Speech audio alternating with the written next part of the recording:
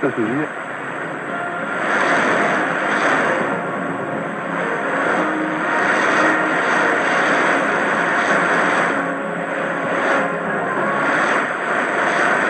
This is Radio Praha, the international service of press radio is on the occasion of the anniversary of the end of World War II. We are a special program talking to the responsible foreign ministers and the subject will be education of Germany, their future, and also the sealed, and many of them wound up with Nazi in Germany ahead of the Munich Agreement in 1938. After the war, most of the ethnic German population in Czechoslovakia was forced to leave. That felt the end of what had been a largely peaceful war that Scotland had for back in the first century.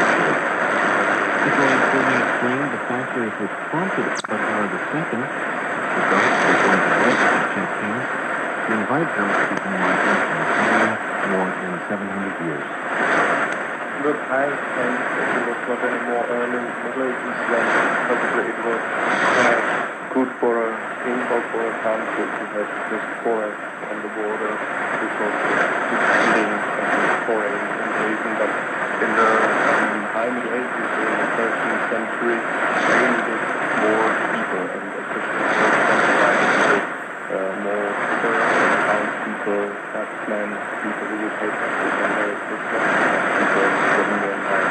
So that was, I think, the main motivation why people come abroad. And especially in southern Germany, actually there was very developed urban culture, many qualified craftsmen, and that very kind of people which were needed to get wisdom. A little bit about the characteristics of the countryside. A lot of it was clearly mountainous areas or deeply forested areas. You have the Hinging Forest, the Sumaba area. So I imagine the kind of trade and industries that was developed there in the country was also influenced by the geography and by the resources in this country. Of course, this was also the main reason why the area was not participated in the 11th century because of this village. There are parts of the borderlands which are really quite high hills or mountains which were populated much later than the time of Chemical Tatar of the 17th century at the time of Republic. In these areas actually no agriculture was really possible. But the main what later became Judaism and was populated in the high village. And of course this was a hilly area, but there are for founding towns and also for business people connecting east or south with the west and northwest. So the area which developed because of the people who came because of the business infrastructure the history of Bohemia and the Czechia the White Mountains, 30 Years' War, then to basically 200 years of Austria. The original semantic German as the dominant language. When the sort of idea of Czechoslovakia developed, how did the position of German-speaking peoples or ethnic Germans change? Maybe just a few words later times history was turbulent, many conflicts, but it's important to say until the 19th century the reasons of conflict were not national. They were religious dynasties. This came in the second part of the 19th century as people became citizens, they were the right, language became important, nationality became the dominant aspect where people define themselves. And in this atmosphere, in the atmosphere of the First World War, split Austrian monarchy and army of Czechoslovakia, hence situation for Czechs, Slovaks, and for Hungarians, dramatic, who were used to be a part of the dominant nation in the Moravia suddenly became they have all basic citizen rights in Czechoslovakia, minority rights, but still the position of the minority is different. Language use, with bureaucracy, and so on. It's sometimes it's quite difficult to understand why the protest, why the Germans were not satisfied. But it's not so much about positional rights, it's more about the relative difference before and after the Constitutional Republic independence. And then of course the next step in the development of the economic side. At the time in the First Republic, we often talk about diversity, we had so many different ethnic groups. There's going to be some positive impact. A positive effect, especially in the urban areas, the centers, a lot of interaction between different groups. Many people had also still ambivalent identity. Talk about Jews and Jews, but actually most of the Jews were either Central German at the same time as a minority of the Jews defined themselves nationality. This ambivalence, these different levels of identity somehow interconnect. This is something really inspiring and inspirational, and you see it in the culture of internet Czechoslovakia. At the same time, conflict the state was not able really to become something like Switzerland in Central Eastern Europe. How Praha, the first president, talked about it in the beginning. Germans and other communities were not really being towards Czechoslovakia. It was drawback with minorities. It was in itself not a state of all the people who became citizens. And that became a huge problem for the state, even before its breakdown.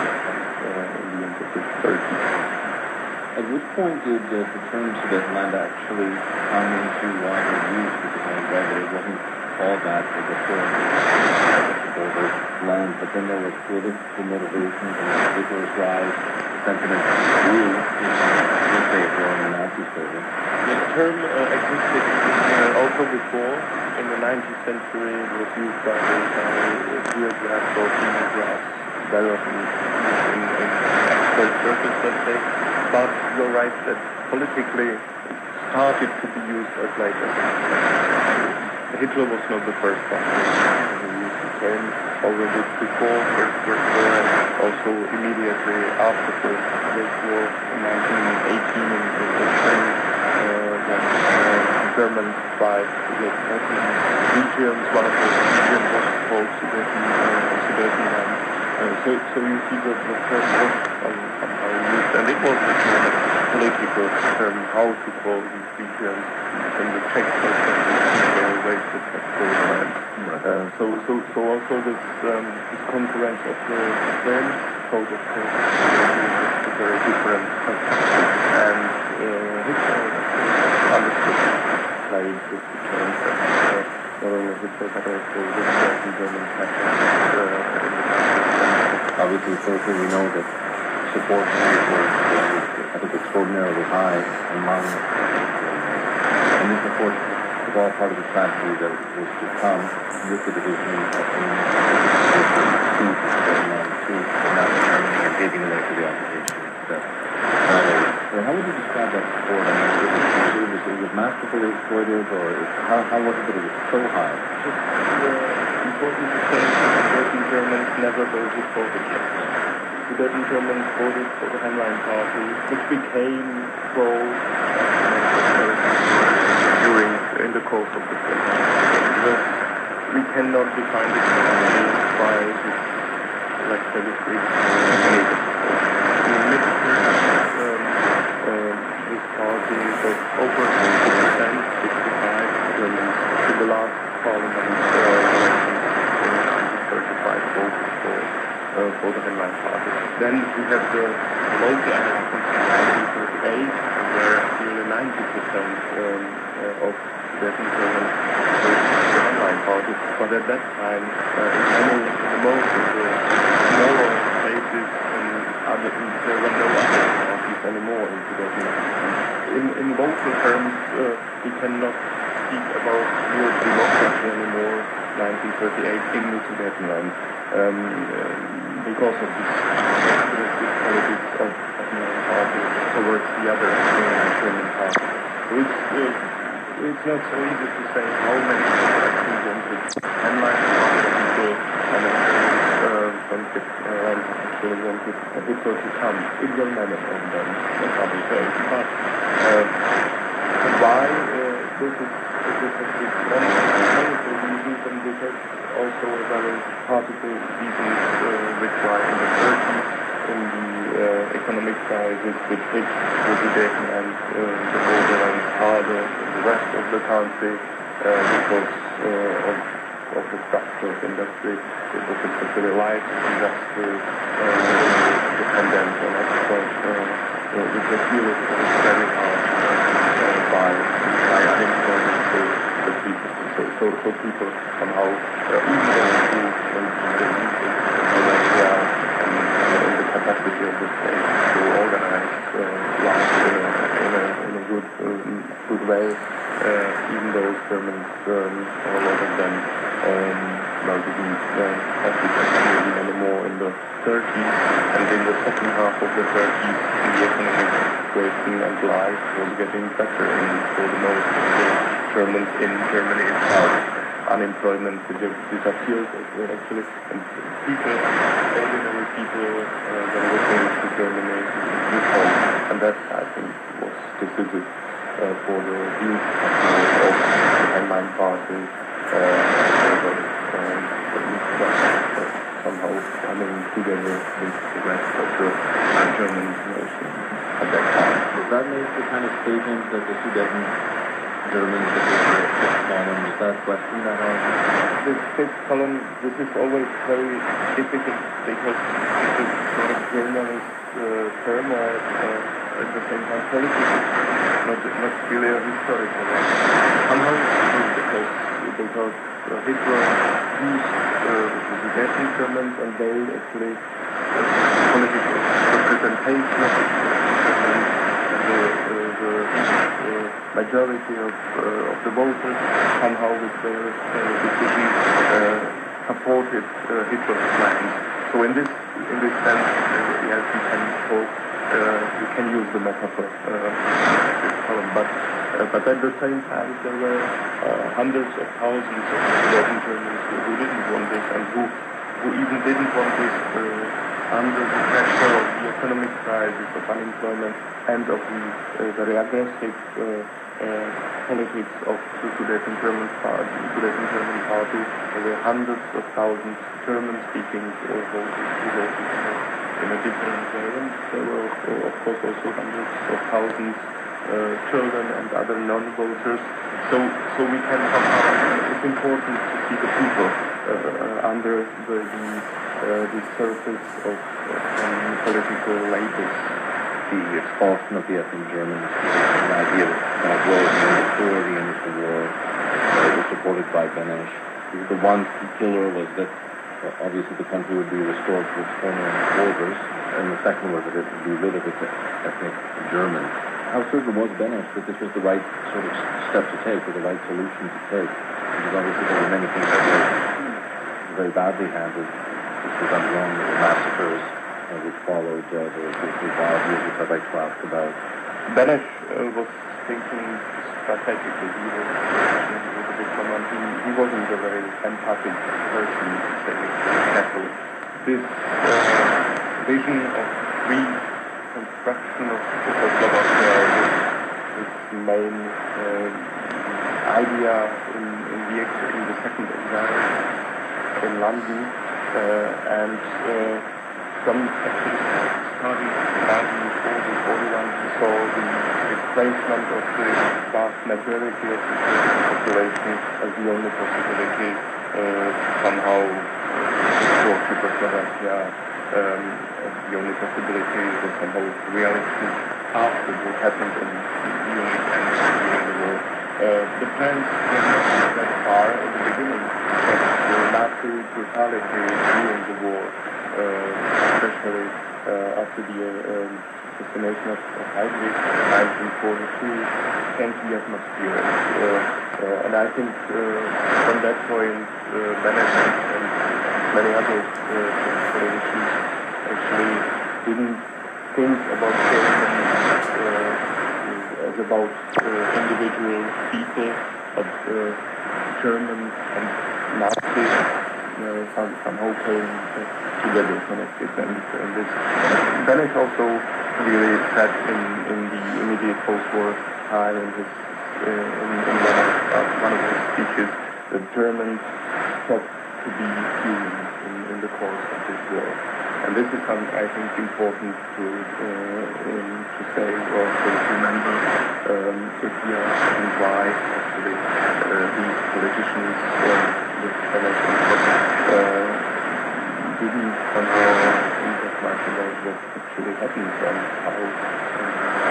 how many people, what cultural displacement really means for the people who are affected by this sentence. Germans will stop to be human. That's why in spring 1940. Those circumstances like to give that sense. But obviously the consequences were very brutal, very drastic. Once the war ended, finally the uprising was fighting us to be replacing people were still dying. I suppose the rage of many was out of control. The brutality at the very end of the war, the past uprising was quite brutal, and I think this also played an important role in how Czechs behaved towards Germans in the first post-war years. I don't want to relativize what happened after the war, but just that there is some connection, because the Nazi regime was brutal all the time, but in the last war years, somehow the brutality was happened in the streets. So that on the forest and on the way, that market, it came out of the camps and the prison, and people somehow they really people just put in their blue. We had the Potsdam Conference, which cemented the expulsion of the additional names of ethnic Germans. Who was allowed to stay in the end? Not very many. Original plan, also in the legislative, in the so-called presidential decree, was that the only group who felt not lose civil rights and some space were the anti-fascists. It was very difficult to recruit who actually fascists, and in the end, not many of these people who recruit against Germans who fought against Nazism were some 5,000 to 10,000 people. So the majority of those who stayed were actually people who either were working, they didn't get into the transport until they were stopped in 1947. A lot of people in northern Moravia, and then a second big group, 70,000 people, were people who were needed in the industry, German specialists and German workforces also in the oil and gas industry, porcelain, in heavy industry, mining, in forestry. So these people actually were not allowed to go. They were allowed to stay in the state. There were some 70,000 Germans in the state of the And that's down from an estimated 3.2 to 2.3 million people. Yeah. Does that mean that some of the people in the industry that we might not have had the best past as well, that would be forgotten? Yes, that is the case. Work forces, for example, in having that in mind, people, workers, federals already had identity before the war, but there were also people among the forces and so who were engaged in local politics in this case. Not a problem more than it will be. It was, of course, a dilemma in the post-war months, and there were often protests against some good solutions in cases, but showed up in the post-war market. Running the industry was most important. I guess over the years we learned more and more about the different characteristics. Was this generally acquired under the communist regime? Because within the examples I checked here about, across the quote-unquote the date period, people kind of try to say, well, they got what they deserved, they shouldn't have done that, but it was different when you're not with children being killed.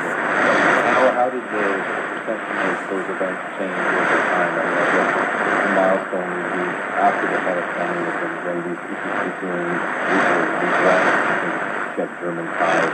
Some intellectuals try to get back to this in the 60s already, and then in the 70s and 80s, it was more in the underground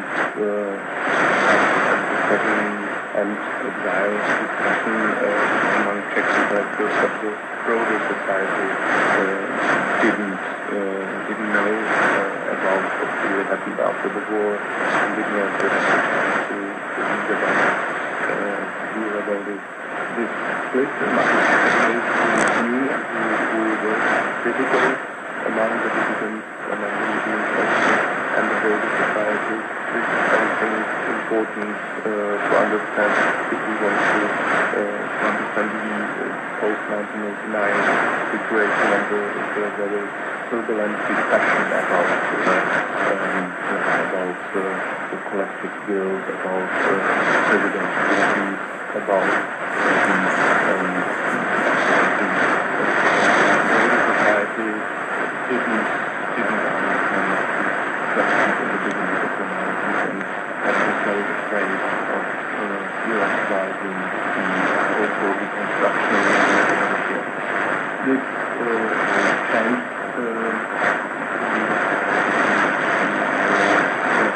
century, people have more information, and also because of the contact between Czech and German, and also Rudolf and German, especially in border and everything. So the general opinion, I would say, is much more critical today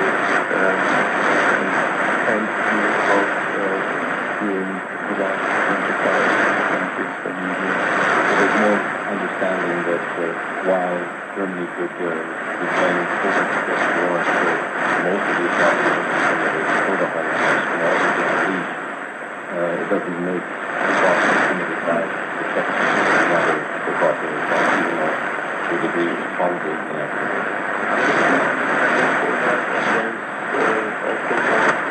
Confidence, especially younger generations, these people are interested for history, know that critical reflection of our own history does not make us weaker, but maybe makes us even stronger, that we do not have to be afraid to criticize what happens in the past so on. Comment on this, and that is just Vietnam after this entry that people will take from generation to generation. Of course, it's very well known that this was settled by by others who had no ties to the slaves. Do you think this applies today? Because even now in the draft landscape, with the broken windows, the long shadows, it's very unique feeling. The historic continuity was cut. So how was that affected? Yeah, well, and it's really affected by the post-war expulsion. Not only that there is 3.5 million people killed and that around 2.5 million killed, so that there are really not many people missing in the region. But it's not only about the numbers, it's also the relationship between Israelis and the country. People became were not really anymore. They didn't really understand the significance of the region, and that is something which really, of course, within the development in the details. There were more problems like the Western border and empty zones at the border, problems of community. So all these together, the complex of factors led influence in some parts of it, and you cannot not see the difference of the both and the center of the country anymore. And a lot of things changed during the last decade. There are quite booming cities in the borderlands of Blizzard. There are very attractive tourist museums, but there still are some regions where we see how the impact of heavy industry on the landscape, losing the organic connection between people and their house. And you also see regions where people are still houses are somehow broken down, or places that do not exist anymore as collective profiles. Hungary is what it means when a country is left by its inhabitants, and how difficult it is to build a new life. And that suggests the story is the Germans in the Czech lands and the faithlessness which led to the mass expulsion after World War II. I think we're just about to the end of the program, but if you'd like to comment on anything you've heard today, don't forget you can write us at English Translated. Also, you can comment on Facebook and Twitter. And those are things we're going to join us this day.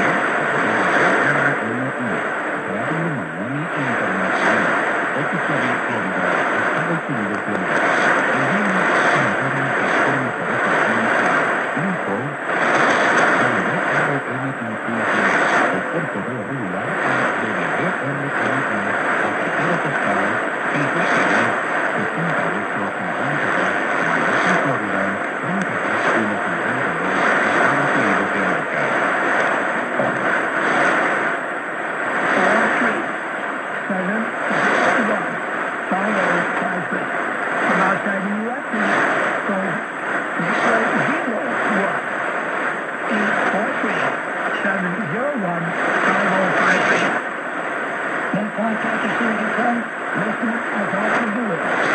Listen, you're coming. I'm on the bus there. I'm coming. And guess what I'm coming? This is the last generation and the last